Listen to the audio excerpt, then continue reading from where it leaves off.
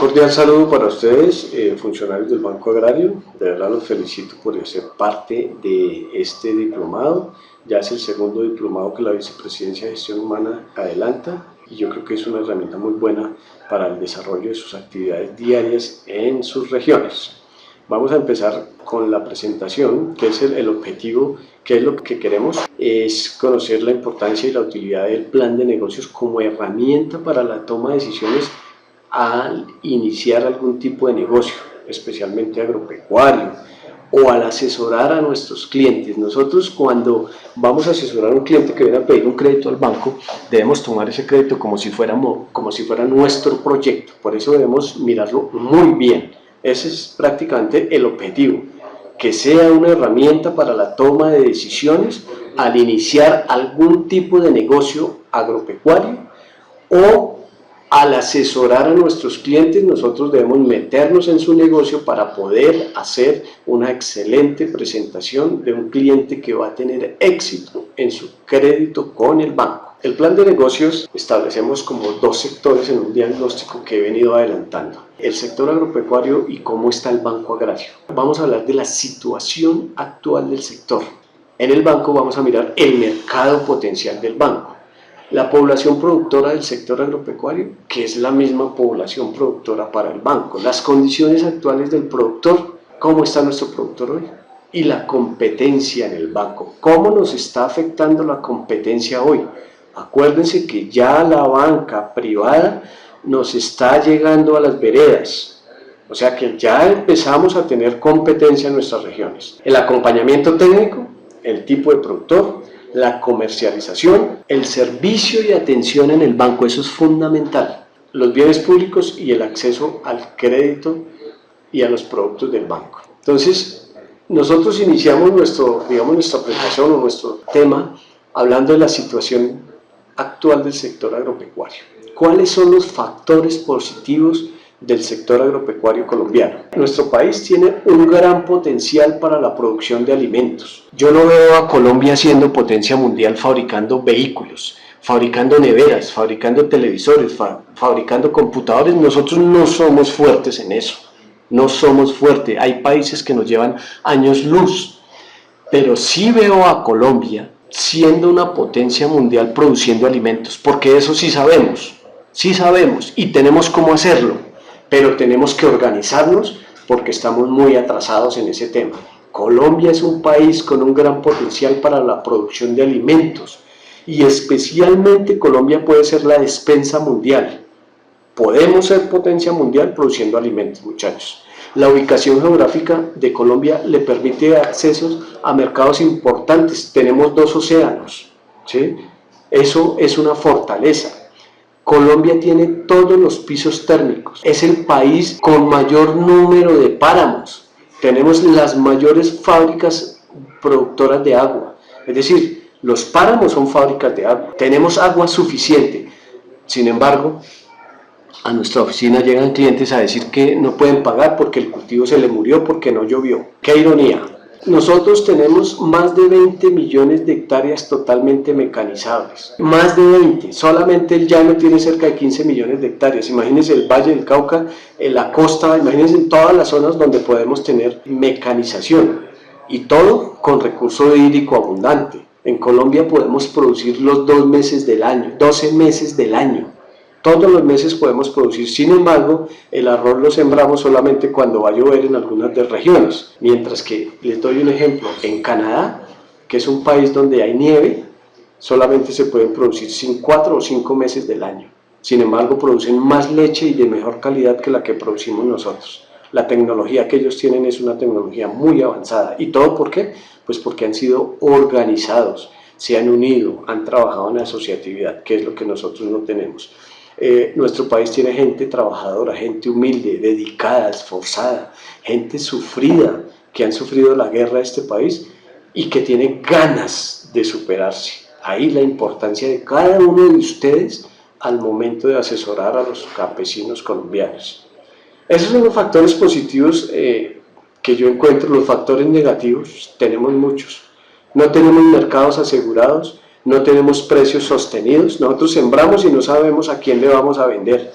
Sembramos y no sabemos a qué precio vamos a vender y normalmente terminamos vendiendo por debajo del precio, ocasionando una pérdida para el proyecto y ocasionando un incumplimiento en el pago del crédito.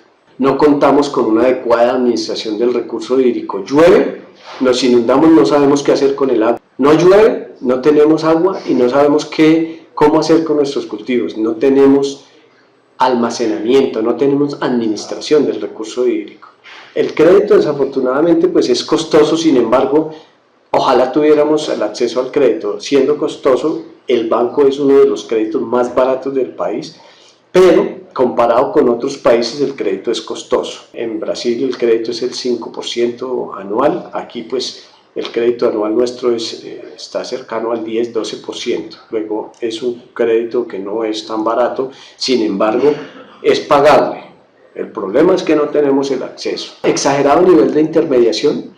En la comercialización actúan, si yo soy el que compro, por decir algo, las frutas, yo voy y las compro al supermercado, pero en el supermercado se la vendió un intermediario, ese intermediario se la compró a un transportador, ese transportador fue el que compró en la finca, o sea que fíjense, actúan más de 4 intermediarios. Eso hace que el productor sea el que reciba el menor valor por su producto, y eso tenemos que cortarlo, tenemos que hacer que el productor le venda directamente al comercializador grande, al almacén de cadena y, ¿por qué no?, que el productor tenga su centro de distribución en las regiones. Ojalá pudiéramos llegar a eso.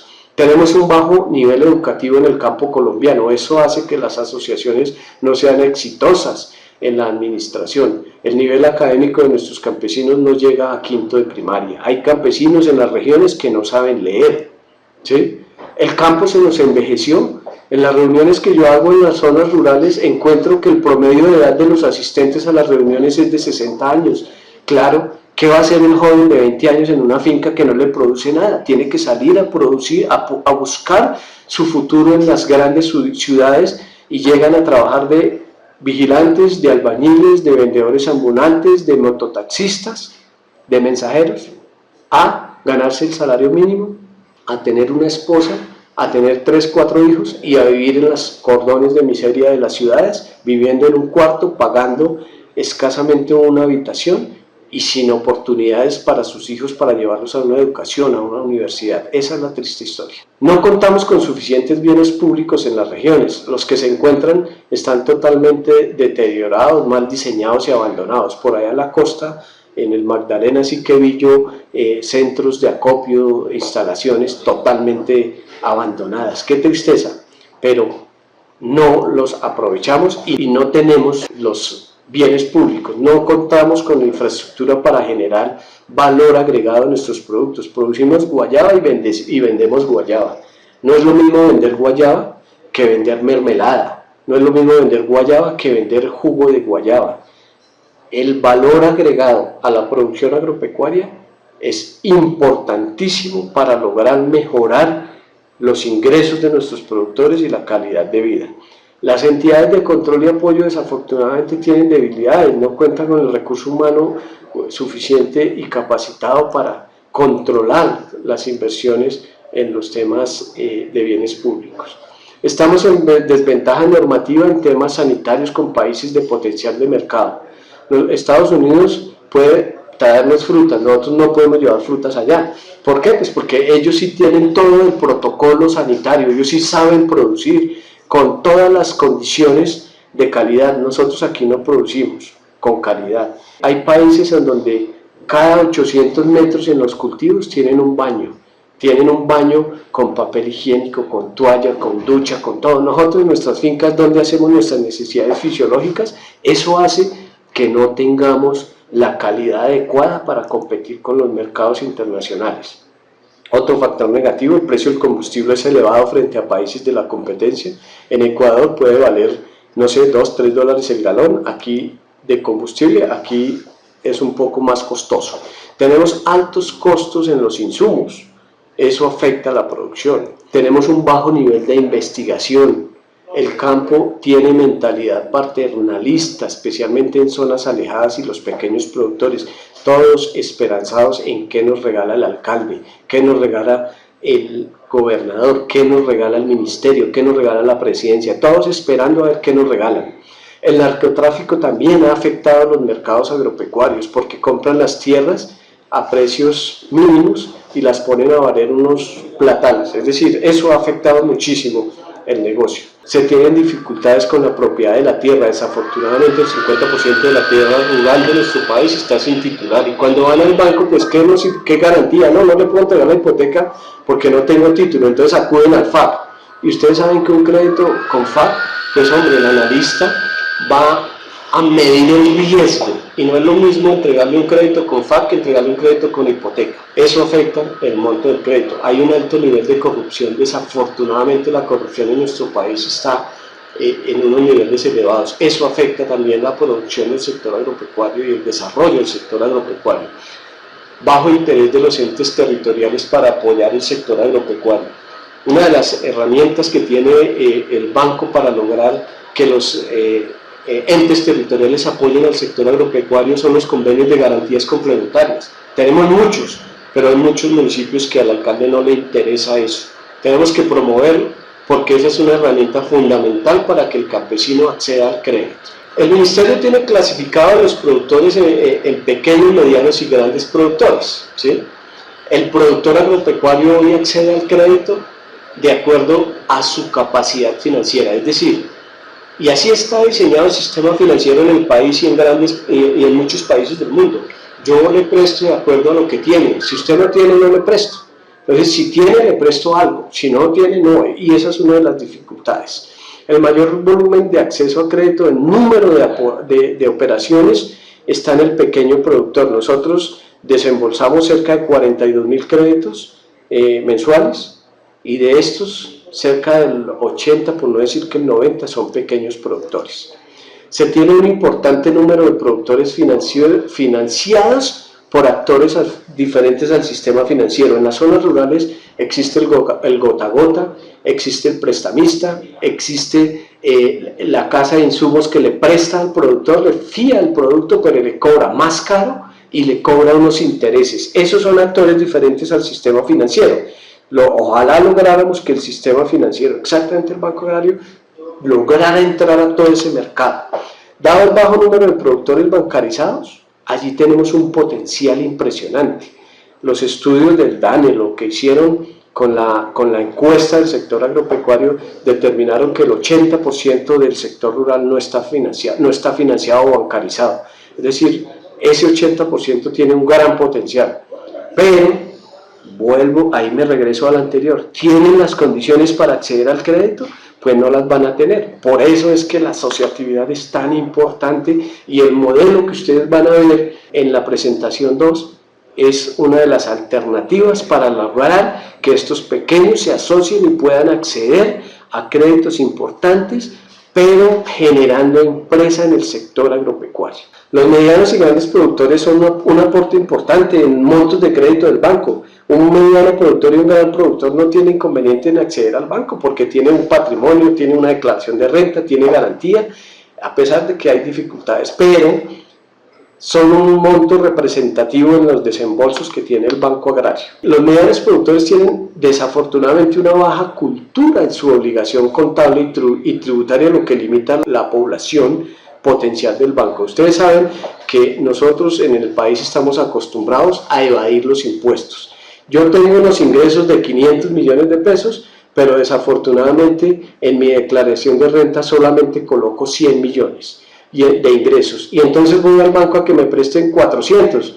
Oiga, ¿cómo le voy a prestar 400 si tiene solamente 100 de ingresos? Pero ¿cómo, señor gerente, si yo tengo ingresos de 500? ¿Dónde los tiene demostrados? En la declaración dice que son 100. Ah, pero es que eso es para declarar, pero yo tengo 500. No, señor, nosotros trabajamos con la información fiscal, es decir, con declaración de renta. Por eso es importante inculcarle a los productores que tienen que tener una cultura tributaria, es decir, una cultura de acercarse a pagar el tributo en forma real y no evadir, porque eso al evadir los lleva a afectarse al momento de solicitar un crédito.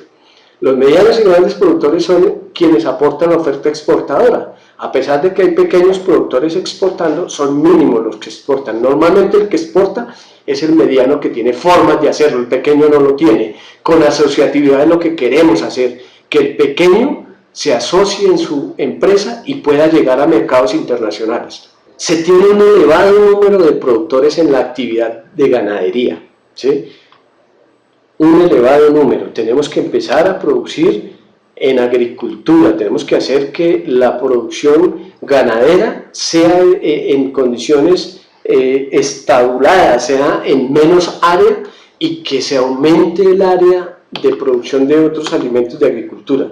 Los pequeños productores tienen un mercado masivo, pueden ser atendidos por microfinanzas o con crédito agropecuario, es decir, ahí hay un potencial grandísimo. Se tiene un gran número de pequeños productores sin propiedad de la tierra. Esto limita el monto del crédito por garantía, pero no limita el acceso al crédito, porque yo puedo otorgar un crédito con predios arrendados.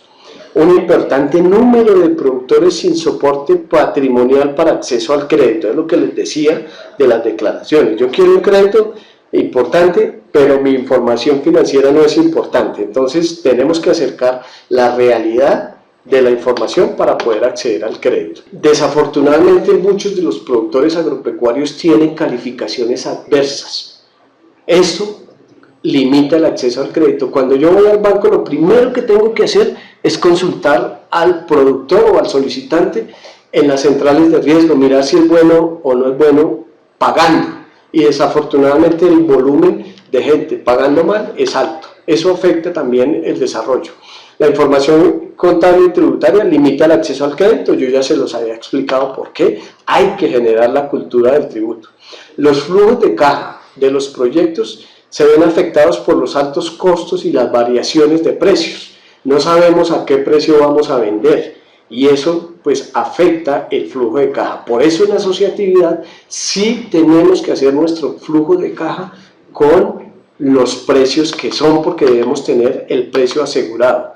No se tiene una cultura para asegurar los proyectos productivos y tampoco hay una gran oferta en las compañías aseguradoras. No hay oferta, hay 5 compañías que ofrecen seguros y esas 5 compañías no aseguran todo el cultivo. En arroz le aseguran una inundación, un incendio, le aseguran un derrumbe, pero no le aseguran una enfermedad. Entonces ahí tenemos desde el gobierno nacional un trabajo por hacer para que se tenga una oferta de seguros. Sin embargo, también debemos trabajar en una cultura del seguro, porque el campesino no quiere asegurar porque le vale plata, a pesar de que hay subsidios del gobierno nacional, pero no se aseguran los cultivos. Los productores no cuentan con mercados asegurados ni tienen precios de venta definidos. No se cuenta con un sistema de riego y administración del agua, ya lo habíamos dicho anteriormente. La asistencia técnica se concibe como un gasto. Y no es un gasto, la asistencia técnica es una inversión y eso tenemos que inculcárselo a nuestros productores. La asistencia técnica es una inversión. Si yo tengo acompañamiento técnico, voy a ser exitoso en mi proyecto.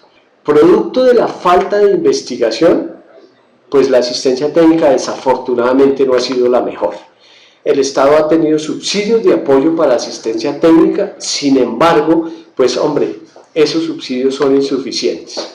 Crearon empresas prestadoras de servicio, las famosas Exagro, pero pues gran parte de ellas solo se dedicaron a pescar o a lograr tener esos recursos del subsidio y no se preocuparon por una asistencia técnica de fondo, permanente, constante y exitosa, ¿sí? La asistencia que prestaron no era permanente, era muy superficial en la mayoría de los casos, ¿sí? Desafortunadamente la asistencia técnica cuesta, es una inversión y vale plata. Eso nos afecta en los proyectos productivos, pero claro, si yo le cargo un flujo de caja al costo de la asistencia técnica, pero es que yo estoy haciendo mi proyección con un flujo, con un precio de venta mínimo, porque es el que me están pagando hoy.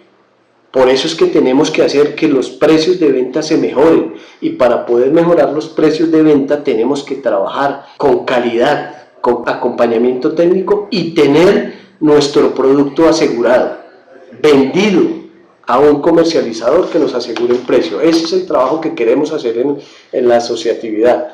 Los productores tienen alta resistencia a utilizar la asistencia técnica porque les cuesta, ¿sí?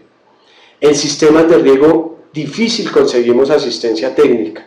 Son pocos los asistentes técnicos en determinados productos. Eso tenemos que hacerlo, y por eso cuando ustedes van a ver en la ficha 2, en la presentación 2, los aliados, tenemos aliados estratégicos, o tenemos de aliados estratégicos a la academia, la Universidad Agraria, todas las universidades, para que a través de sus facultades podamos hacer una estructura de acompañamiento técnico con los alumnos que están egresando de estas universidades. Ese es un trabajo importante. La comercialización. Hoy no tenemos comercialización asegurada. Se tiene un alto nivel de intermediación que obliga al productor en las negociaciones. El que pone el precio hoy es el que compra y no el que vende. Y debe ser lo contrario, el que tiene que colocar el precio es el que vende, porque es el que sabe cuánto le costó y cuánto tiene que ganarse. Los volúmenes de producción no permiten una negociación exitosa. Si yo vendo mi producto de 1 hectárea, pues no voy a ser tan exitoso si fuera a vender 20 hectáreas. Va a lograr mejor precio el que vende 20 que el que vende 1. Eso es capacidad de negociación. Los productores no cuentan con mercados asegurados ni tienen precios de venta definidos, eso lo sabemos, y eso lo estamos viendo reflejados en el comportamiento de la cartera del banco. Los volúmenes de producción no soportan negociaciones favorables para el productor, ¿sí? Y como no tenemos producciones uniformes, pues esto hace que el precio varíe. No se cuenta con centros de acopio. En las regiones no hay centros de acopio, no se cuenta con plantas de transformación que le mejoren la calidad a los productos. Las distancias a los centros de consumo son considerables. Entonces, si yo voy a sacar un producto de determinada región, pues el producto me va a llegar a 4 o 5 horas, pues no va a llegar afectado. Si yo tuviera el centro de acopio y el centro de transformación cerca al cultivo, pues mi producto lo podría vender a mucho mejor precio. Los bienes públicos, ya lo dijimos, no se tienen. En muchas regiones hay bienes públicos abandonados, mal diseñados y obsoletos. ¿Existen bienes públicos de uso privado? Sí, pero pues esos son privados. El mercado potencial del banco es todo. Tenemos 32 departamentos en donde el 70% del área es rural. Tenemos 8 regiones, 60 zonales, 750 oficinas. Tenemos corresponsales bancarios, tenemos oficinas más cerca, es decir, tenemos presencia en todo el país. Cada municipio tiene un número de veredas. Todas las veredas de los municipios tienen producción agropecuaria o tienen alguna actividad que puede ser financiable por el banco, turismo, artesanías, es decir, el potencial del banco es grandísimo, tenemos un potencial inmenso. Hay una alta concentración de la tierra en Colombia, especialmente en departamentos como Córdoba, Caquetá, según los estudios que hizo la Universidad de los Andes. El 77% de la tierra está en manos del 13% de propietarios, pero el 3% de estos tienen el 30% de la tierra. Se calcula que 6.6 millones de hectáreas fueron despojadas por la violencia en las últimas 2 décadas. Esto es el 15% de la población, del área agropecuaria del país. El 50% del terreno rural no está titulado, ya se los mencioné. El 80% de los productores tienen menos de una UAF. El 68% de los predios registrados en catastro se registran como pequeña propiedad. A pesar de la falta de acceso a la tierra, el 70% de los alimentos que se producen en el país tienen origen de pequeños productores. De 39.2 millones de hectáreas que hoy se utilizan en ganadería, 39.2, solo 21 millones de ellas son aptas para ganadería. O sea que estamos produciendo ganadería en zonas que no son aptas. En contraste, de los 21.5 millones de hectáreas de tierra con capacidad agrícola, solo se tienen 4.9 millones de hectáreas. 21 con capacidad, pero solo utilizamos 4.9. Una hectárea de agricultura genera 12.5 veces más valor de ingresos que una hectárea de ganadería. Los cultivos forestales ocupan el 6 millones de hectáreas en el país. Cifras que yo entraría a revisar porque yo no creo que lleguemos a 6 millones, no creo que alcancemos, ¿sí? El potencial podría ser de 20 millones de hectáreas. Chile tiene 2 millones de hectáreas sembradas en árboles, 2 millones, y Chile es mucho más pequeño que Colombia. Se calcula que el 2.5% de la tierra en Colombia apta para agricultura está sembrada en biocombustibles, como la palma de aceite y la caña de azúcar. Ojo con el tema de la producción alimentaria, de la seguridad alimentaria. Cada año en nuestro país se deforestan 290.000 hectáreas, que siempre o casi siempre pasan a ser actividad ganadera. En la ciudad los pobres son el 30%, pero en el campo los pobres son cerca del 65%. El 60% del empleo rural es informal y el 86% de la población rural está en régimen subsidiado de salud. Es decir, esto es una carga para el Estado, es el SISBEN. Por eso la empresarización, por eso es que los campesinos tienen que hacer empresa, para que esa empresa sea la que genere sus aportes en seguridad social. El 55% de los campesinos nunca ha recibido asistencia técnica, el 11% de los campesinos no tiene vivienda rural y el crecimiento del Producto Interno Bruto rural en la última década ha sido del 2.8%. En este gobierno se subió al 4% y casi que al 7% en el último año. Un productor agropecuario, un campesino en la zona rural tiene un ingreso promedio de 220.000 pesos mensuales. No alcanza a ser la mitad del salario mínimo establecido en Colombia. ¿De dónde sale ese 220.000? Miren en sus regiones, un productor tiene que salir a buscar un jornal. El jornal vale 30, 40.000 pesos, en algunas regiones vale 20. Y no tiene el jornal todos los días de la semana, tiene 2 o 3 días. Y si tiene 2 o 3 días, pues quiere decir que va a tener 8 días en el mes. 8 por 2, 16, serían 160.000. Pero si le pagan 30.000, serían 8 por 3, 24, serían 240.000. Ahí están los 220.000 de promedio de ingreso de un productor pequeño en las zonas rurales. El analfabetismo es otro factor impresionante, el 18.5% de analfabetismo en la zona rural. Algo importantísimo para que lo tengamos en cuenta, las mujeres son mucho más organizadas que los hombres en el sector rural. Si la asociatividad la lidera la mujer, los ingresos se van a mejorar notablemente, ténganlo en cuenta. En los medianos y grandes productores tenemos una alta competencia, básicamente por la estructura financiera de los productores. Un productor con muy buena información financiera fácilmente le llega a otro banco y nosotros debemos cuidar de esos productores porque también son importantes para nosotros.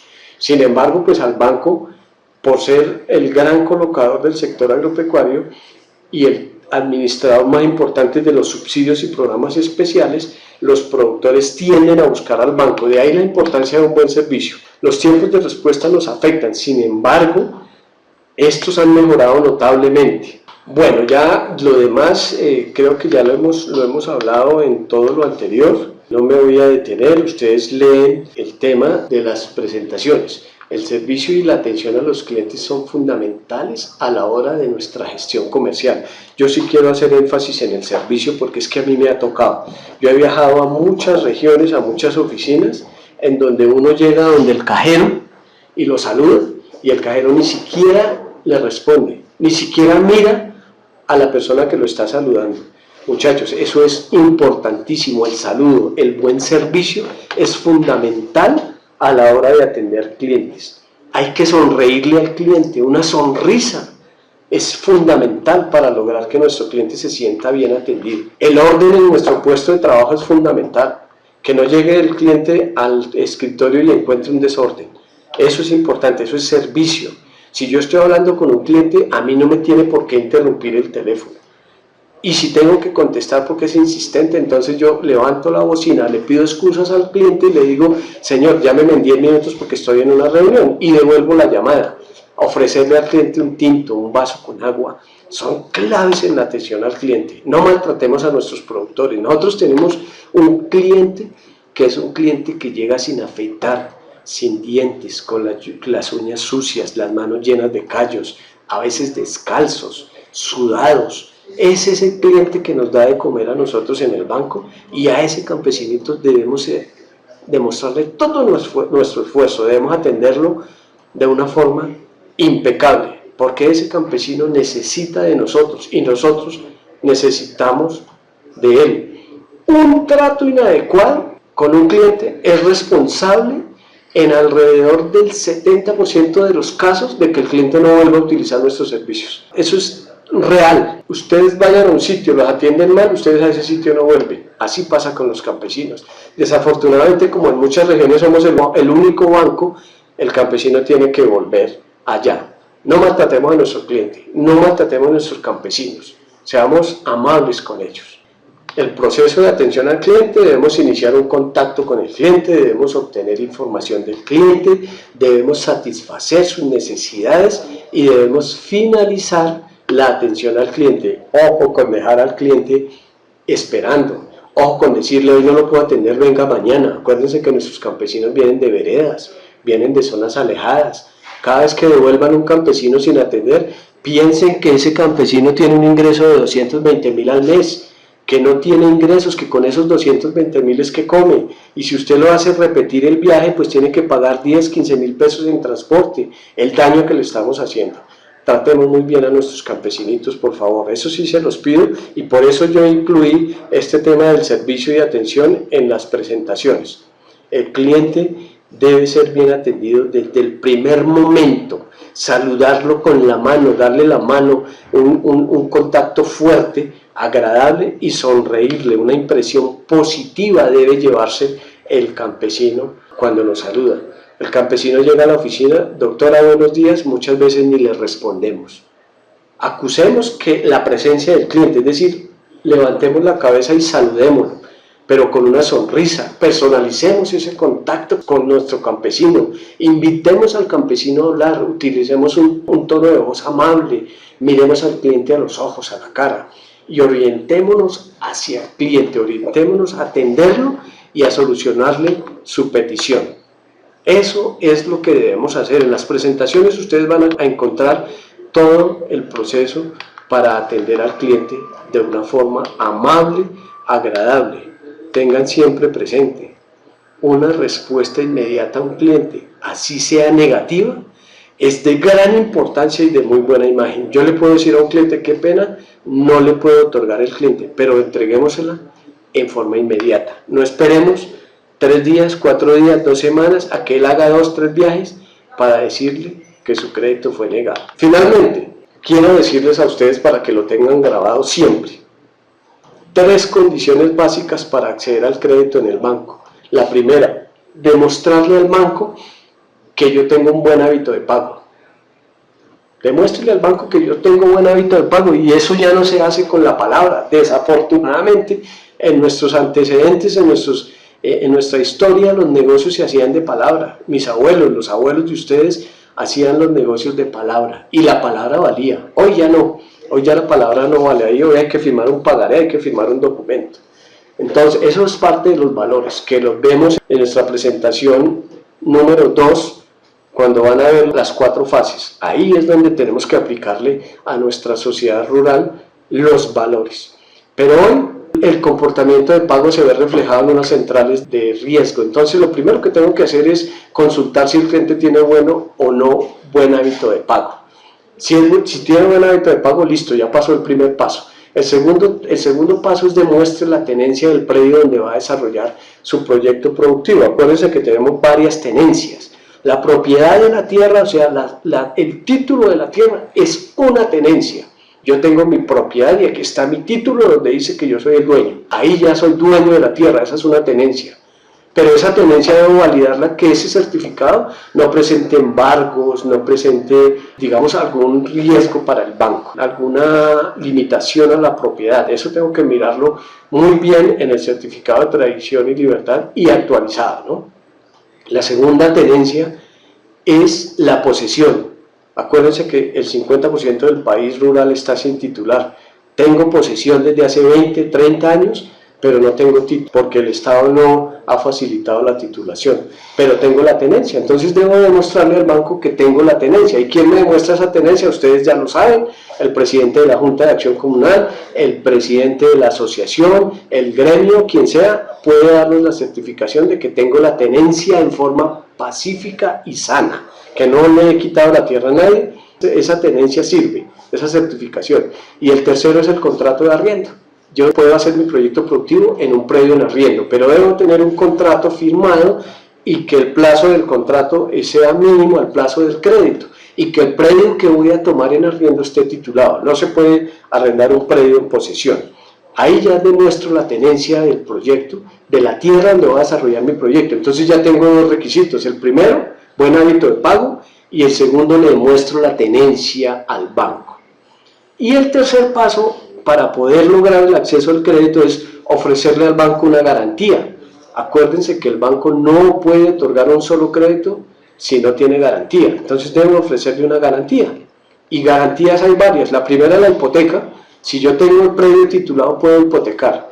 Pero desafortunadamente, como gran porcentaje del territorio rural está sin titular, entonces vienen las herramientas para poder acceder a garantías. Y el Estado creó el FAC, Fondo Agropecuario de Garantías, que son unos recursos del Ministerio de Agricultura que se los entrega a Finano para que los administre, y en donde con esos recursos yo voy a garantizar el crédito de aquellos productores agropecuarios que van a tramitar un crédito y que no tienen propiedad para hipotecar. Pero ese FAC cubre hasta el 80% a pequeño productor, y les voy a dejar la tarea para que averigüen cuánto le cubre al mediano y le cubre al gran productor. Si el pequeño tiene cobertura del 80%, quiere decir que nos falta un 20% de garantía. El banco no le va a desembolsar sin garantía de ese 20%. ¿Cuándo le desembolsa sin garantía de ese 20%? Cuando el cliente ha tenido varios créditos y ha pagado bien. Entonces ahí su segundo o tercer crédito se lo acepta con FAC del 80% y con la firma que garantice el otro 20%. Pero si no tiene ese buen hábito de pago o no lo conocemos o es un cliente nuevo, pues vienen las garantías complementarias con los municipios. Entonces ahí es la importancia de que en sus municipios convenzan a sus alcaldes de hacer un convenio de garantías complementarias. ¿Y qué es eso? El alcalde coloca una plata en una cuenta del banco, hace un convenio con el banco, y cada crédito que sea desembolsado, el alcalde le da un certificado de garantía por el 20% que no cubre el FAC. Quiere decir que si yo voy a un crédito de 10 millones de pesos, el FAC me cubre el 80% y la alcaldía me cubre el 20%, pero me tiene que dar un certificado al banco y tengo que hacer un convenio con el banco. Ahí queda garantizado mi crédito por el 100%. Si yo no pago, pues el banco le cobra al FAC el 80% y de la cuenta que tiene la alcaldía cobro el 20%, cobro 2 millones y ahí queda cubierto el crédito del banco. Lo ideal es que ustedes hagan una correcta y exitosa originación del crédito para que el crédito no se siniestre. Entonces ahí ya tenemos hipoteca y el FAC con la garantía complementaria, como se lo dije. Esos son los dos tipos de garantía. Pueden haber otras garantías como las prendas, pero en pequeño productor no lo manejamos. Entonces, si usted le demostró al banco buen hábito de pago, le demostró la tenencia del predio y le tiene garantía ofrecida al banco, pues ya tiene acceso al crédito y puede acceder en forma exitosa a la solicitud de crédito. Ahí ya viene el tema de mirar qué tipo de proyecto es, a quién le va a vender, el área, el volumen, la asistencia técnica y definir el monto de crédito que yo le puedo prestar al productor. En la presentación 1 ustedes encuentran la descripción de cada uno de estos 3 pasos, del hábito de pago, por qué lo consultan, por qué reportan, están las garantías, están los tipos de predios, está todo el procedimiento para que ustedes lo lean y tengan claridad de este tema. Si usted ya cumplió con los 3 requisitos fundamentales, estos 3 que le digo, hábito de pago, tenencia de la tierra y garantía, pues lo felicitamos, ya cumplió el gran paso y ya puede acceder al crédito. Ahora es definir el monto. Hasta aquí el cliente no ha entregado ningún documento al banco y es un proceso que le hacen ustedes, señores funcionarios. Ustedes hacen ese proceso y no le cobran nada al banco, al productor, porque la consulta ya no se cobra y el cliente no ha entregado nada, lo único que ha entregado es una cédula, no más.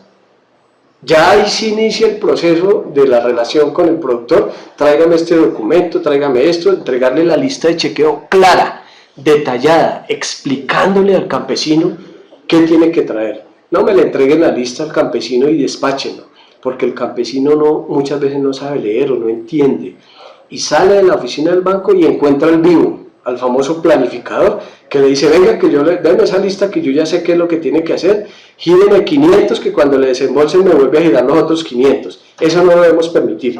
Para eso están ustedes, asesores agropecuarios integrales, ASAGRO, funcionarios directores del banco, asesores de las oficinas, para asesorar a nuestro cliente en forma clara, en forma oportuna y con muy buen servicio y muy buena calidad, y esmerarnos en la atención a ese productor. Gracias por su atención.